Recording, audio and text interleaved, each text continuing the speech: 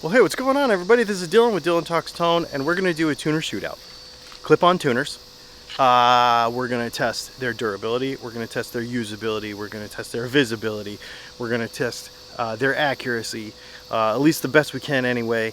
And I'm going to give you my thoughts on what I think is kind of the best tuner under 30 bucks that you could buy on Amazon right now, actually, all of these. There's links to all of them in the description. Yeah, let's get into it.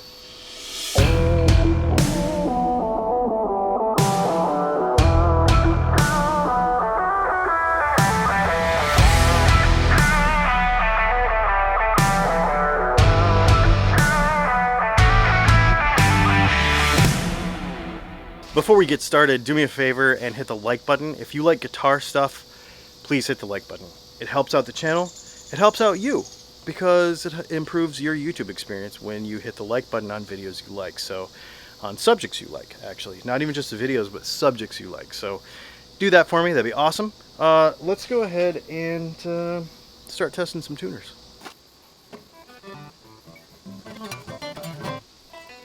We did kind of a part one thing a couple of weeks ago, and now we're going to talk about guitar tuners. And I've got a bunch of them. I've got like a bunch of clip-ons actually. All right here, got a handful of them here. Got another handful of them here. And so what we're going to do is we're going to kind of do a little test and figure out which one of these very economical tuning options works the best. So I've devised some tests. I've been messing with this, and there's a few things that I want to test. One is how easy are they to use? So, you know, can you just clip it on there, turn it on and go, or is it super fiddly? Is it easy to see? What is the perceived durability? You know, you can't just use it for 20 minutes and decide how durable it is, but you can kind of feel how cheap and versus nice they are, and you know, that sort of thing. And we're also obviously going to look at accuracy of those tuners. I got them all on Amazon. There's links to all of it below, so you can check them out for yourself. If you've used one of these tuners, put your experience in the comments, because that would be also very cool. Predominantly we're going to use an acoustic guitar because you can kind of tell things about a tuner, in my opinion, easier on an acoustic guitar than you can on an electric. I think interference from the other strings and that sort of stuff happens more on an acoustic guitar, so we'll talk about that in a few minutes. All of these tuners work. They all do the job. You can buy them, you can put them on your guitar, and you can be confident that, especially if you're playing by yourself at home, that your tuning will be accurate enough for you to be able to play a song and be relatively in tune with standard and actually some alternate tunings as well on most of these tuners. They're super simple to use. Pretty much all of them is you just hit a button and turn them on and they go. Some of them have more features than others. The Diodario one, for example, has some more features. So here's what we're going to do. Let's go through them one by one and let's talk about usability and features first. Alright, so let's first talk about the Saudimai 8T203B. Now this tuner, it works well. I like the fact that you can, in most lights, I'm actually testing it outside on purpose because I wanted to see how bright these things were. In most lights and angles you can see it fairly well. The downside to this tuner is I like to put my tuners on the back of the peg head back here, like this. I don't like to put them on the front. So if I put this on the front,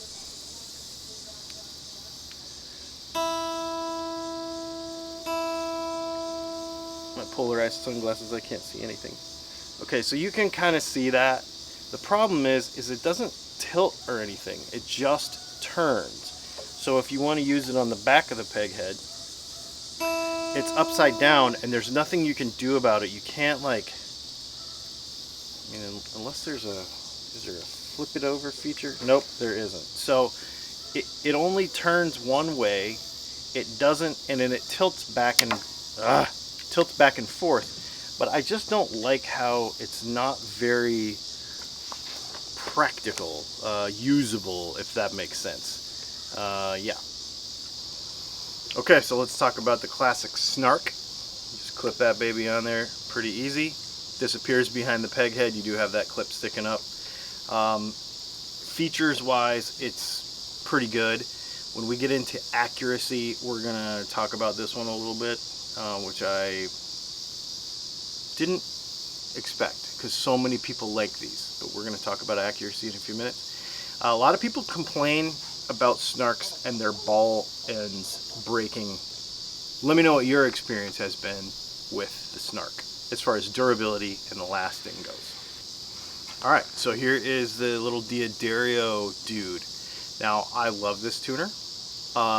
It is the easiest to see when you look at the display, but when you put it on the guitar, it's the least easiest to see. Like, it just kind of disappears back there. You don't even think about it, and it's not a big old clunky thing on the end of your peg head. You can probably just leave it there the whole gig. Well, on my guitar it kind of covers up the logo right there, but this is, unique. On most guitars I don't think you would pretty much notice it at all. And it sits back there and it does the job very well. I really like this little tuner. I was really surprised by this. I'd never actually tried one, and a lot of people have used these and they really like them. This is the one I've been using almost the most of any of these tuners just over the last couple weeks of testing them.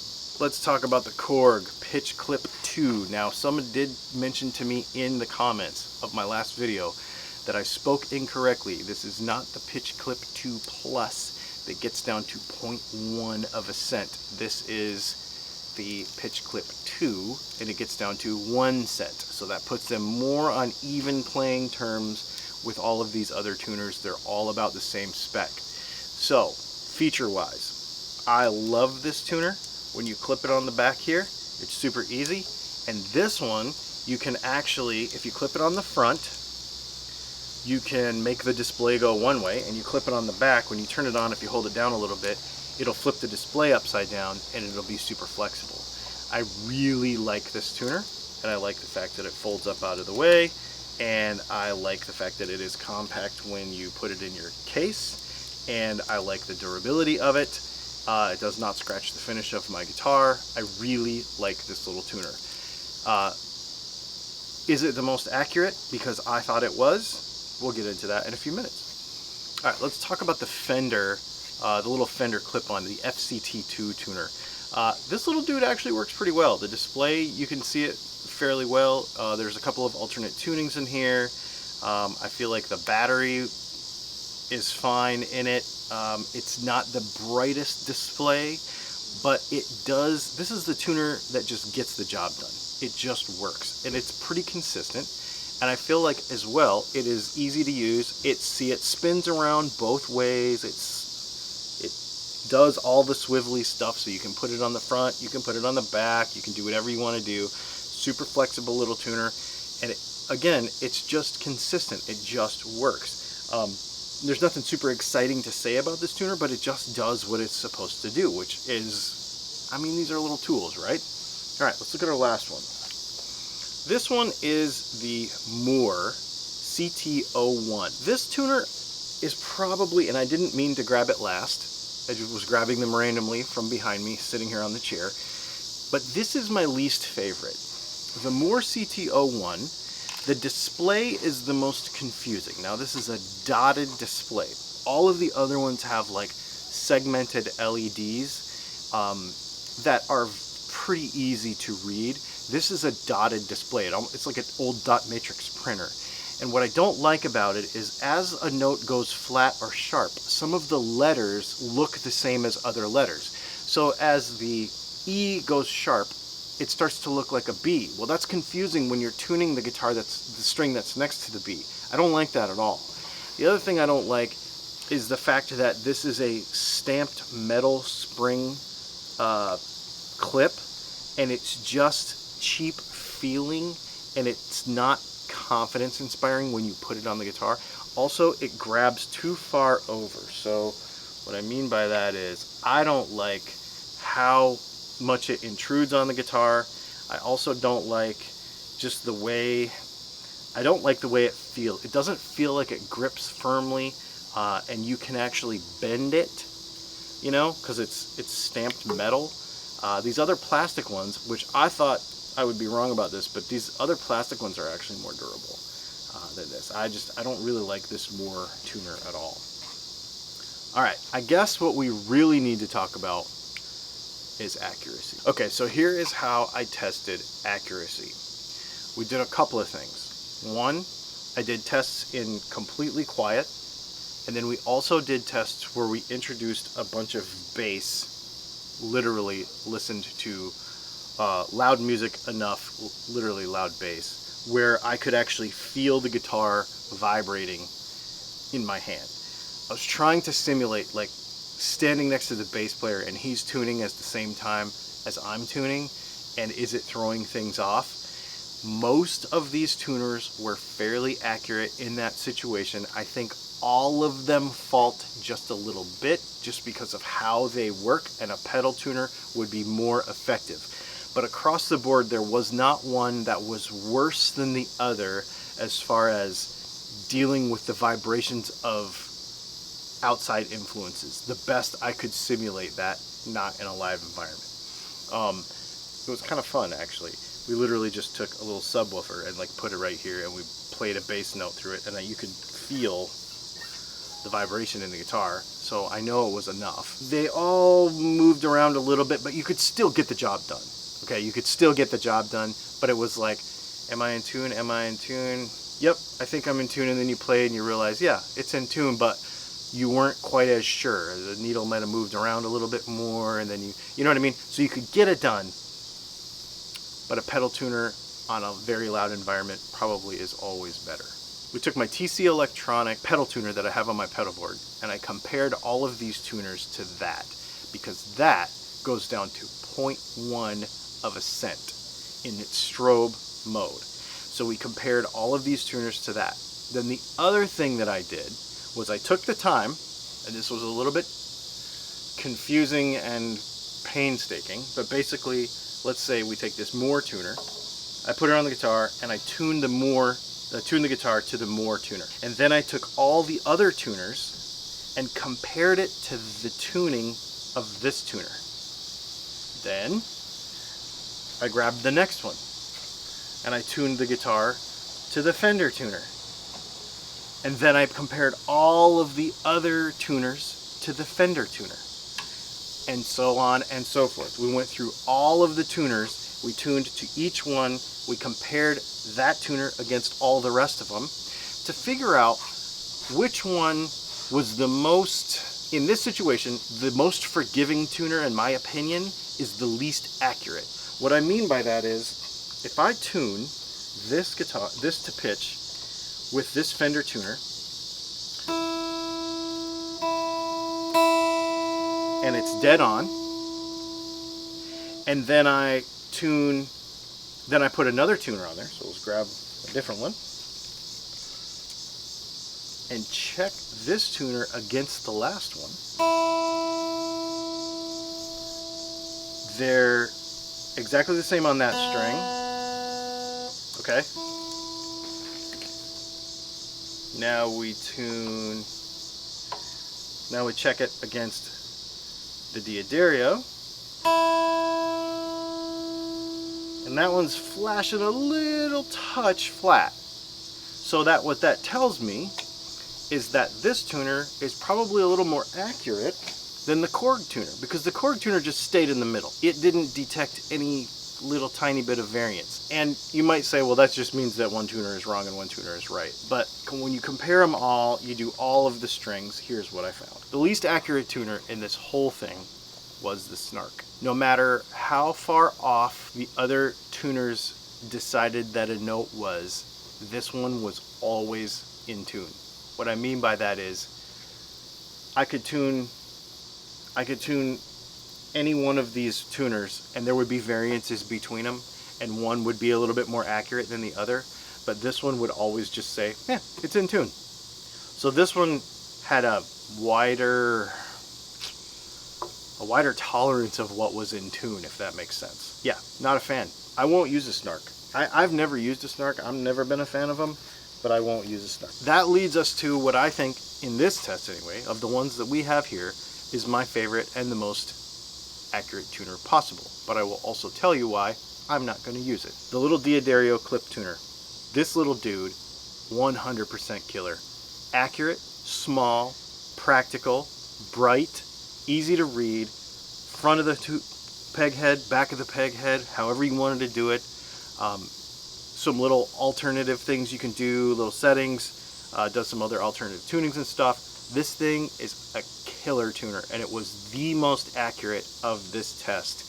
When we tried to compare it against the other ones, and we tried to compare it against the TC Electronic pedal tuner, this dude did really, really well. Second to that would be the Korg Pitch Clip 2. Now I want to get a Pitch Clip 2 Plus, and I also want to get the new Snark, and I want to kind of do this again with those two. I just did not have those available at the time of making this test. But this is my number one for spec and practicality and everything, and this is my number two for spec as well as practicality. However, I'm going to continue to use the Pitch Clip 2 because only one reason. I do not leave my tuner on the end of my peg head.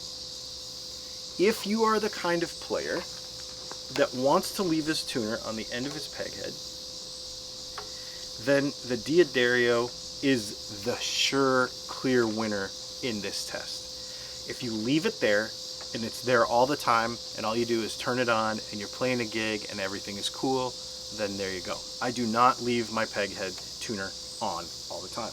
I clip it on, I tune, and then I take it off. And I clip it on my cable, or I put it on my pedal board, or whatever I do, but I do not leave it on the guitar. For that reason, I'm going to continue to use it, because it is almost as accurate, if not as accurate, as the D'Addario one. You just have to leave it on. It's hard to put it on and off. Like, this is, you know, this is just easier for me to do.